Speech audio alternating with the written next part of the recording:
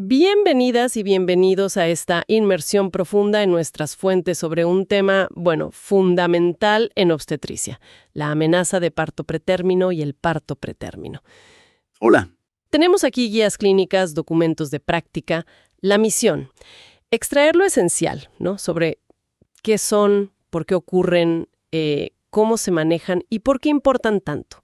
Vamos a desglosar esto para que sea claro y útil. Exacto. Es un tema de enorme relevancia clínica, la verdad. El nacimiento antes de término es, una de las principales causas de complicaciones serias, incluso de mortalidad para el recién nacido. Claro. Las guías que analizamos buscan justamente eso, ¿no? Unificar criterios, basándose en la mejor evidencia disponible para mejorar los resultados tanto para la madre como para el bebé. Perfecto. Entonces, empecemos por lo básico pero crucial. Las definiciones. A veces como que se usan indistintamente, pero clínicamente son diferentes. ¿Podrías aclararnos qué es amenaza de parto pretérmino y qué es parto pretérmino como tal, según estas guías? Claro, mira, la amenaza de parto pretérmino, o APP, se caracteriza por dos cosas clave que ocurren entre las semanas 22 y, digamos, antes de las 37 semanas completas, o sea, 36.6. Ajá. Esas dos cosas son contracciones uterinas regulares y modificaciones iniciales en el cuello del útero. Y ojo, importante, esto es con las membranas amnióticas todavía íntegras. Ok, membranas íntegras. Sí. Las guías especifican un poco más. Las contracciones deben ser perceptibles, frecuentes, por ejemplo, una cada 5 minutos, o unas 6 en media hora.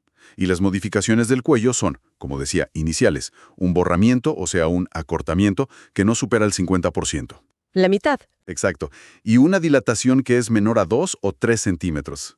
Ahí hay una pequeña variación en el número exacto entre los documentos que vimos. Entendido. Contracciones más cambios cervicales iniciales. ¿Y el parto pretérmino entonces? El parto pretérmino, el PP, es más simple. Es el parto que ya culmina antes de las 37 semanas completas de gestación. Ok, el parto en sí. Eso es. Y puede ser espontáneo, o sea que el trabajo de parto arranca solo. Las fuentes indican que esto es la mayoría de los casos, quizá 2/3. O puede ser indicado o iatrogénico. Indicado. ¿Cómo es eso? Es cuando el equipo médico decide finalizar el embarazo antes de tiempo por alguna complicación seria, ya sea de la madre o del feto. Por ejemplo, una preeclampsia severa, un desprendimiento de placenta. Ah, ok, por necesidad médica. Exacto. Y esto representa más o menos 1/3 de los casos de parto pretérmino. Y dentro de los partos pretérmino, hay categorías según qué tan temprano nacen, ¿verdad? He oído hablar de eso. Sí, y esto es vital porque el pronóstico cambia drásticamente. Se habla de prematuros extremos, que son los de menos de 28 semanas. Muy temprano. Muy temprano. Luego los muy prematuros, de 28 a 31 semanas. Los moderados, de 32 a 33 semanas. Y los prematuros tardíos, de 34 a 36 semanas. ¿Y por peso también? También por peso, sí. Extremadamente bajo peso, que son los de menos de 1000 gramos. Menos de 1 kilo. Sí, imagínate. Muy bajo peso, menos de 1500 gramos.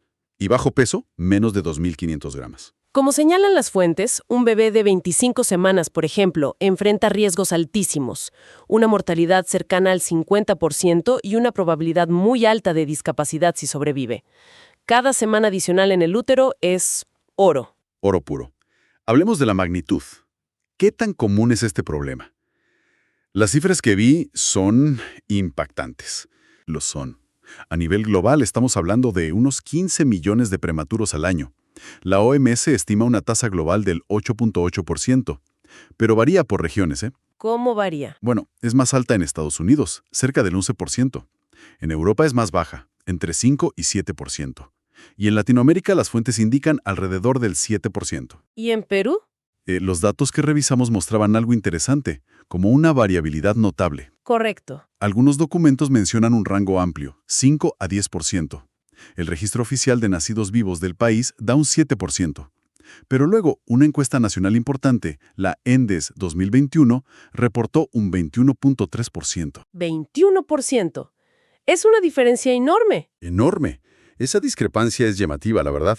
Podría reflejar diferencias en cómo se registra o cómo se define exactamente en cada fuente. No está del todo claro. Datos más específicos de un hospital de referencia en Lima, el INMP, para 2022, indican que un 13.2% de sus partos fueron antes de las 34 semanas. O sea, una cifra alta también. Sí, y la mayoría de esos eran prematuros tardíos, entre 34 y 36 semanas. Pero lo crucial de todas estas cifras es el impacto. Si quitamos las malformaciones congénitas, el parto pretérmino es la causa número 1 de morbilidad y mortalidad neonatal. ¿La número 1? Sí, responsable de hasta el 80% de las muertes de recién nacidos y la mitad de los problemas neurológicos a largo plazo. Es un problema de salud pública enorme. Pero una amenaza, como decías al principio, no siempre termina en parto prematuro, ¿cierto? Eso da algo de respiro. Exacto, y eso es muy importante para el manejo y el pronóstico. Las guías indican que cerca de un 30% de las mujeres con diagnóstico de APP, la amenaza, resuelven espontáneamente las contracciones, y la mitad, un 50%, llega a tener un parto a término. La mitad. No es poco. No. Por eso, identificar quiénes realmente van a progresar hacia un parto pretérmino es el gran desafío clínico. Totalmente. ¿Y qué desencadena este proceso antes de tiempo? Las fuentes hablaban de causas espontáneas e indicadas. Ya mencionaste las indicadas. ¿Y las espontáneas? Así es. Dentro de las espontáneas, que como dijimos son la mayoría, la fisiopatología es compleja. Hay como varias vías que pueden activarse antes de tiempo. ¿Vías? ¿Cómo cuáles? Bueno, una vía fundamental, muy destacada en todas las fuentes, es la inflamatoria o infecciosa. Muchas veces se trata de una infección dentro del útero, intraamniótica, que pasa desapercibida. Sin síntomas. Exacto, subclínica. La madre no tiene fiebre, no tiene dolor evidente, pero la infección está ahí. Se estima que esta causa provoca casi un 20% de todos los partos pretérmino y hasta un 40% de los más tempranos, los de antes de 32 semanas. 40%. Es muchísimo. Muchísimo. Microorganismos como ureaplasma, mycoplasma, el estreptococo del grupo B, están implicados. Lo que hacen es liberar sustancias, citoquinas, que estimulan las contracciones y también debilitan las membranas amnióticas. Fascinante y preocupante a la vez. ¿Qué otras vías o causas mencionan las fuentes? También está la vía mecánica. Esto es por sobredistensión del útero. Como en embarazos múltiples. Exacto, embarazo múltiple o también cuando hay exceso de líquido amniótico, lo que se llama polidramnios. El útero se estira demasiado y eso puede gatillar las contracciones. Entiendo. Luego está la vía isquémica, que tiene que ver con problemas de flujo sanguíneo a la placenta. La vía endocrina, relacionada con cambios hormonales, como una menor acción de la progesterona, que es una hormona que ayuda a mantener el embarazo tranquilo. ¿Y el cuello del útero? Mencionaste cambios. Sí, factores relacionados con el cuello uterino mismo son importantes. Por ejemplo, una debilidad estructural, lo que se llama incompetencia cervical, o si hubo cirugías previas en el cuello, como una conización. ¿Y el estrés? Se oye mucho hablar del estrés. También se menciona, sí, el estrés materno, ya sea físico o psíquico, puede ser un contribuyente, aunque es más difícil de medir y probar causalidad directa. Pero sí, forma parte del cuadro multifactorial. Entonces es como una red compleja de factores que pueden iniciar el parto antes de tiempo. Con esto en mente, ¿quiénes tienen mayor riesgo? ¿Qué dicen las guías sobre los factores de riesgo? Identifican varios factores importantes. Probablemente el más potente, el que más peso tiene, es haber tenido un parto pretérmino antes. La historia previa es clave. Clave. Esto multiplica el riesgo por 1.5, 2.5 veces, según las fuentes, y explica un porcentaje importante de los casos que se repiten. ¿Qué otros antecedentes importan? Bueno, antecedentes de abortos en el segundo trimestre, después de las 16 semanas, cirugías en el cuello uterino, como mencionamos, malformaciones del útero, incluso una cesárea anterior o tener un periodo muy corto entre embarazos. ¿Y factores relacionados con la madre misma o el embarazo actual? Sí, claro, hay varios.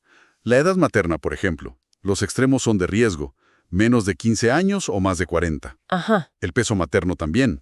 Tanto un bajo peso antes del embarazo, un IMC menor a 19.8, como una baja ganancia de peso durante el embarazo. ¿Hábitos? Sí. El tabaquismo, especialmente si es intenso, más de 15 cigarrillos al día. El uso de drogas, el nivel socioeconómico bajo y el estrés crónico que ya mencionamos. ¿Y condiciones médicas? También. Ciertas condiciones preexistentes como cardiopatías, asma, diabetes, hipertensión arterial crónica, anemia severa. Y las infecciones, claro, infecciones urinarias, la vaginosis bacteriana, enfermedades de transmisión sexual. Vaya, la lista es larga. Lo es. Y del lado del feto o la placenta, el embarazo múltiple es un factor de riesgo muy significativo. También, si hay malformaciones fetales, problemas de crecimiento del bebé, lo que se llama RCIU, o alteraciones en la cantidad de líquido amniótico, ya sea mucho o poco, o problemas con la placenta, como placenta previa o desprendimiento. Con tantos factores, ¿cómo se identifica en la práctica a las mujeres que tienen mayor riesgo de que les ocurra? ¿Hay herramientas? Sí, y aquí es donde las herramientas de estratificación de riesgo son claves. La más importante que resaltan todas las guías es la medición de la longitud del cuello uterino, el cérvix, ¿Cómo se mide? mediante una ecografía transvaginal. Es la forma más precisa. Y resulta que un cérvix corto es un predictor fuerte de parto pretérmino. ¿Qué tan corto? ¿Hay un número mágico? Bueno, las guías dan valores de corte específicos en milímetros, y estos valores cambian un poco según la edad gestacional en la que se mida y si es un embarazo único o múltiple. Por ejemplo, en embarazos únicos, un corte común es 25 milímetros antes de las 28 semanas. Si mide menos que eso, el riesgo aumenta. ¿Y cuándo es el mejor momento para medirlo? El momento ideal para medirlo en pacientes que ya se consideran de riesgo, por ejemplo, porque tuvieron un parto prematuro antes, es entre las semanas 16 y 24 de gestación. Entiendo.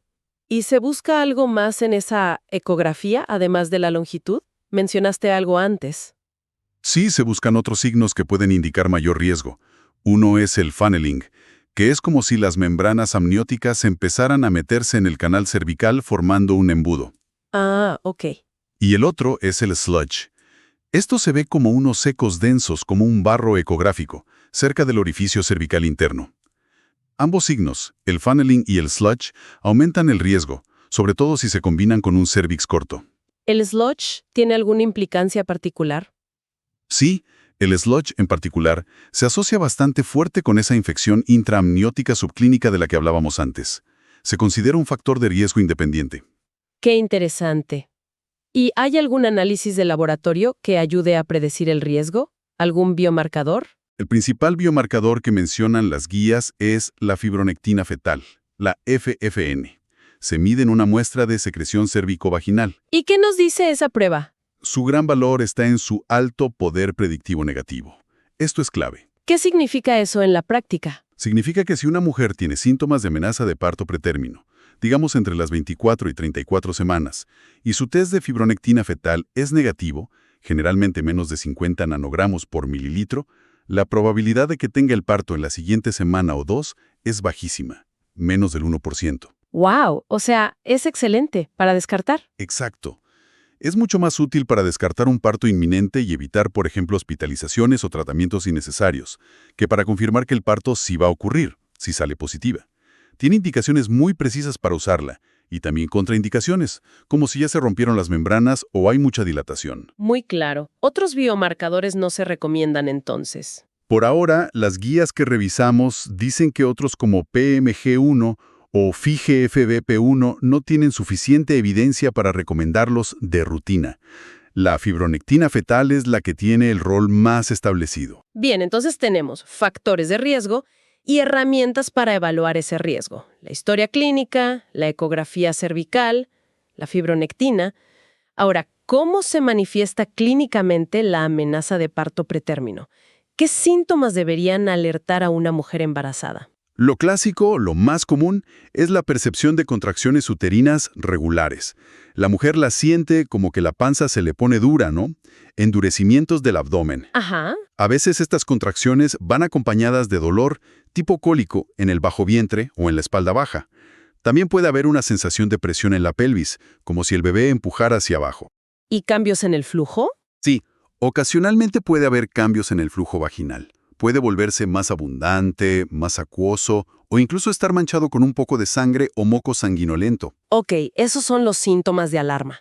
¿Y si una mujer consulta con esos síntomas, cómo se confirma el diagnóstico en la clínica? ¿Qué se evalúa? Bueno, primero se confirma la edad gestacional, que tiene que estar entre las 22 y antes de las 37 semanas.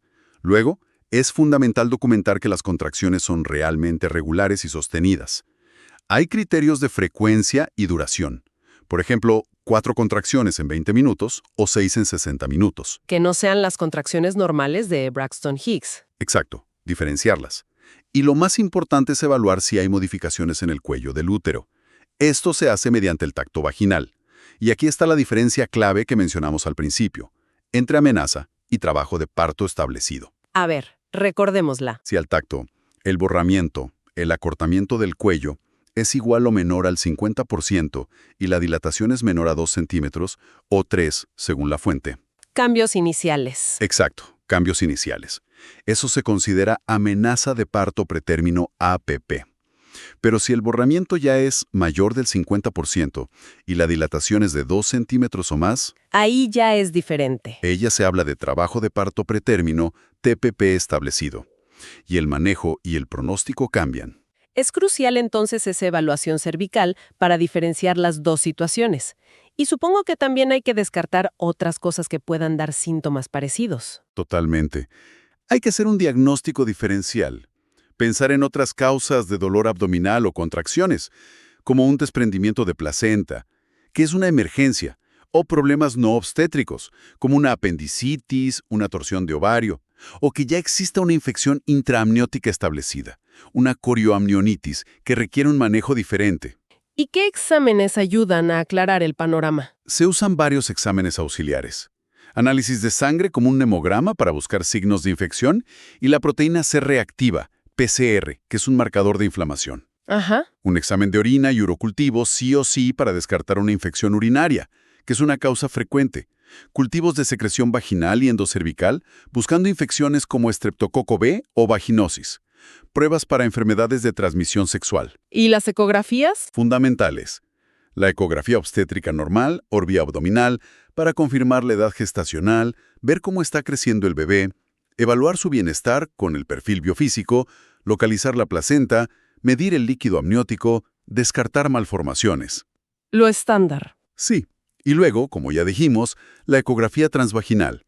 Esa es esencial para medir con precisión la longitud del cuello uterino y para ver si hay funneling o sludge. ¿Y monitoreo del bebé? También se realiza un monitoreo fetal, un registro cardiotocográfico, NST, para evaluar el bienestar del bebé, sobre todo si se piensa que el trabajo de parto podría estar iniciándose o si se van a usar medicamentos. Muy completo el estudio. Habiendo entendido el diagnóstico, vayamos a la prevención. ¿Se puede hacer algo para evitar que esto ocurra en primer lugar? Sí, hay estrategias. Se habla de prevención primaria, que son medidas generales para todas las embarazadas. ¿Cómo cuáles? Pues iniciar el control prenatal temprano, mejorar la nutrición, importantísimo, dejar de fumar, tratar la anemia si existe, intentar manejar el estrés, cuidar la salud dental, que a veces se olvida y las infecciones periodontales se han relacionado. Mira tú, la salud dental. ¿Sí? Identificar y tratar infecciones urinarias, incluso las que no dan síntomas, asintomáticas, y la vaginosis bacteriana. En el campo de la reproducción asistida, también se recomienda evitar transferir demasiados embriones para reducir los embarazos múltiples. Medidas generales, pero importantes. Y para las mujeres que ya se identificaron con alto riesgo, las que tuvieron un parto prematuro antes o tienen el cuello corto. Ahí entra la prevención secundaria. Y la intervención que tiene más respaldo en las guías es la progesterona. La progesterona. ¿Cómo se usa? Se recomienda usar progesterona natural micronizada, por vía vaginal.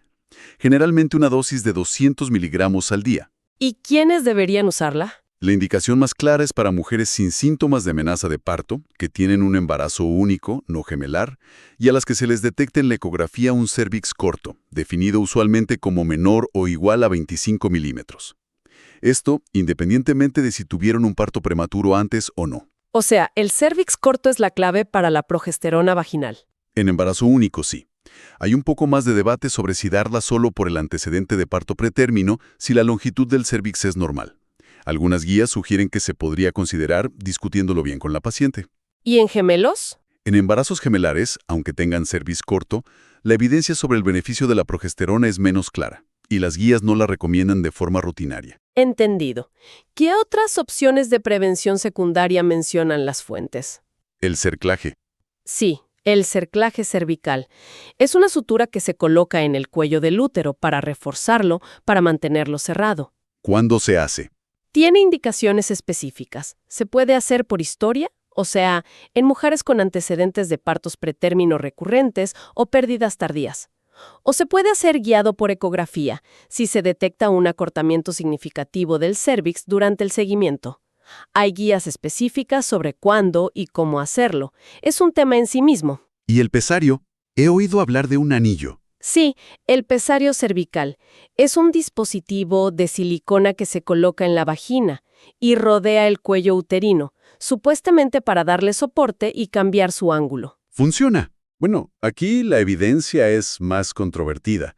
Las guías que revisamos indican que por ahora la evidencia actual es insuficiente para recomendar su uso de forma rutinaria, ni en embarazos únicos ni en gemelares con cérvix corto. Se necesita más investigación. Ok, entonces, la progesterona vaginal para cérvix corto en embarazo único y el cerclaje en casos seleccionados son las principales herramientas de prevención secundaria. Eso es, según la evidencia actual que recogen estas guías. Ahora, pongámonos en la situación de que, a pesar de las medidas preventivas o sin ellas, se diagnostica una amenaza o ya un trabajo de parto pretérmino. ¿Cuál es el manejo? ¿Qué se hace? El manejo usualmente requiere hospitalización, sobre todo si es un trabajo de parto pretérmino establecido o una amenaza con factores de riesgo altos. ¿Qué incluye ese manejo inicial? Incluye medidas generales. Reposo. Aunque el reposo estricto en cama ya no se recomienda tanto como antes, sí un reposo relativo, preferiblemente de costado izquierdo, para mejorar el flujo sanguíneo al útero. Asegurar una buena hidratación, a veces con líquidos intravenosos al inicio, y por supuesto, monitorizar de cerca las contracciones, los signos vitales de la madre y el bienestar del feto con monitoreo electrónico. ¿Y el objetivo principal de todo esto cuál es? Casi siempre, el objetivo principal es ganar tiempo. Intentar prolongar el embarazo al menos unas 48 a 72 horas. ¿Por qué ese plazo de 48-72 horas? ¿Qué pasa en ese tiempo? Ese tiempo es crucial para permitir que actúen los corticoides antenatales. Esta es quizás la intervención más importante y beneficiosa que tenemos en el manejo de la amenaza de parto pretérmino. Los corticoides para los pulmones del bebé, ¿verdad? Exactamente. Se administran a la madre, usualmente son 2 dosis de betametasona intramuscular separadas por 24 horas o 4 dosis de dexametasona cada 12 horas. Esto se hace entre las 24 y las 34 semanas de gestación si se anticipa que el parto puede ocurrir en los siguientes 7 días. ¿Y qué logran? Aceleran la maduración de los pulmones fetales, producen surfactante y eso reduce significativamente el riesgo y la severidad del síndrome de dificultad respiratoria, SDR, en el recién nacido prematuro. Pero no solo eso, también reducen otras complicaciones graves como la hemorragia intraventricular en el cerebro del bebé y la enterocolitis necrotizante, una afección intestinal grave. O sea, es una intervención con múltiples beneficios. Muchísimos. Salva vidas y reduce secuelas. A veces, si pasó mucho tiempo desde el primer ciclo de corticoides, digamos más de 14 días, y persiste el riesgo de parto antes de las 34 semanas, se puede considerar una dosis de rescate. Entendido. Los corticoides son clave. ¿Y qué se hace para intentar detener las contracciones y así ganar ese tiempo para los corticoides? Eso se llama tocolisis. Consiste en usar fármacos para inhibir o disminuir las contracciones uterinas, fármacos útero-inhibidores. ¿Qué fármacos se usan? Hay varias opciones, y la elección depende de la edad gestacional, las contraindicaciones, los protocolos locales. Uno de los grupos más usados, según las guías, son los bloqueadores de los canales de calcio, como el nifedipino. Se da por vía oral, es efectivo y relativamente seguro. Nifedipino. ¿Algún otro? Sí. Los antiinflamatorios no esteroideos como la endometacina son muy efectivos también, pero tienen una limitación importante. Solo se usan antes de las 32 semanas de gestación. ¿Por qué? ¿Qué pasa después? Porque después de las 32 semanas aumentan los riesgos para el feto, principalmente el riesgo de cierre prematuro de un vaso sanguíneo importante del corazón fetal, el ductus arterioso. Y también pueden causar problemas renales en el feto, oligohidramnios. Ok, indometacina solo hasta las 32 semanas. Más opciones. Están los betamiméticos, como la isosuprina o ritodrina. Se usan por vía intravenosa. Fueron de los primeros, pero tienen más efectos secundarios cardiovasculares en la madre, como taquicardia o hipotensión. así que su uso ha disminuido un poco. También está el atosiban, que es un antagonista del receptor de oxitocina, también intravenoso. Y el sulfato de magnesio. Mencionaste el sulfato de magnesio antes. Dijiste que tenía un doble rol. Exacto. El sulfato de magnesio se puede usar como tocolítico, o sea, para frenar contracciones, pero su indicación principal, y más importante en este escenario, es como neuroprotector fetal. Neuroprotector. Protege el cerebro del bebé. ¿Sí? Administrado a la madre por vía intravenosa, generalmente en infusión continua, justo antes de un parto que se considera inminente y especialmente antes de las 32 a 34 semanas, se ha demostrado que reduce el riesgo de parálisis cerebral y otras disfunciones motoras graves en los bebés prematuros. Qué importante. Muy importante. Requiere una monitorización cuidadosa de la madre, eso sí, porque puede causar toxicidad si los niveles en sangre suben mucho, pérdida de reflejos, depresión respiratoria. Ok, entonces tenemos varias opciones de tocolíticos y el sulfato de magnesio para neuroprotección, pero siempre se intenta detener el parto. Hay situaciones en las que no. Definitivamente. Hay situaciones claras donde la tocolisis está contraindicada. Intentar frenar el parto sería más riesgoso que dejarlo evolucionar. ¿Cómo cuáles? Por ejemplo, si hay una infección intraamniótica confirmada, corioamnionitis, ahí hay que sacar al bebé. Si hay un sangrado materno importante, como un desprendimiento de placenta. Si hay signos claros de sufrimiento fetal agudo. Si la madre tiene una condición grave, como preeclampsia severa o eclampsia. Ciertas malformaciones fetales incompatibles con la vida. Si el feto ya falleció. O simplemente si el trabajo de parto ya está muy avanzado, con una dilatación de 4 centímetros o más, porque ahí la tocólisis ya no suele ser efectiva y puede tener riesgos. Entendido. ¿Y los antibióticos?